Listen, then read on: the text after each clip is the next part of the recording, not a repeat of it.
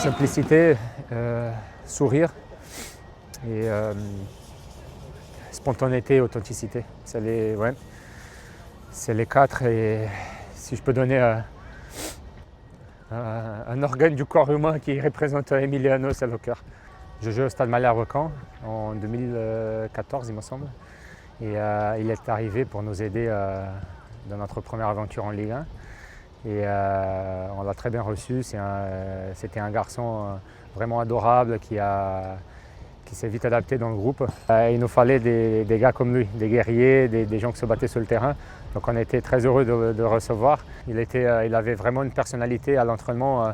Il y a des joueurs de match qui se gèrent un peu à l'entraînement et il y a ceux qui s'entraînent comme ils jouent. Donc lui, il est dans cette deuxième case-là.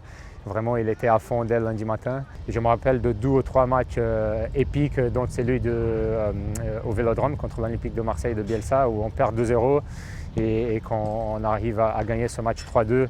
Donc on était vraiment énorme ces soirs-là et ce sont des souvenirs pour la vie. C'est quelqu'un de très simple, très abordable et qui aime beaucoup parler aussi comme moi. Donc on avait toujours des anecdotes à se raconter. Et vraiment quelqu'un d'adorable et je vais toujours garder une admiration envers Emiliano. Ce qui me manque, et c'est aussi un gros regret, c'est qu'on attendait tous, ceux qui l'ont connu vraiment bien, qu'ils puissent avoir la récompense de tous ses efforts, non seulement par rapport à la personne qui est, mais comme le joueur.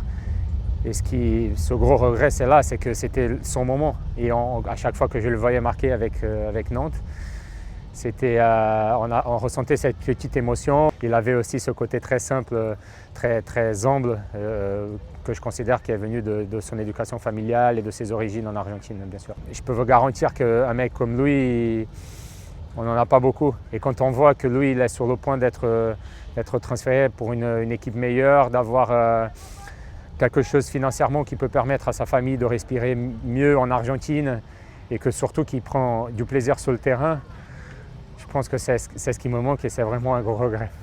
Si nous sommes en Europe, si nous sommes en France, c'est pour avoir une vie meilleure, pour rencontrer des gens. Et lui, il était vraiment dans une ascendante dans sa vie professionnelle, personnelle, humaine. Il avait tellement de choses à voir encore. Et voilà, on essaie toujours après tout ce temps-là de comprendre pourquoi. On se demande pourquoi lui, pourquoi il est parti, quoi. C'est plus ça. C'est qu'on ne peut pas choisir les gens comme ça par rapport à l'état d'esprit, mais on se demande pourquoi Emiliano.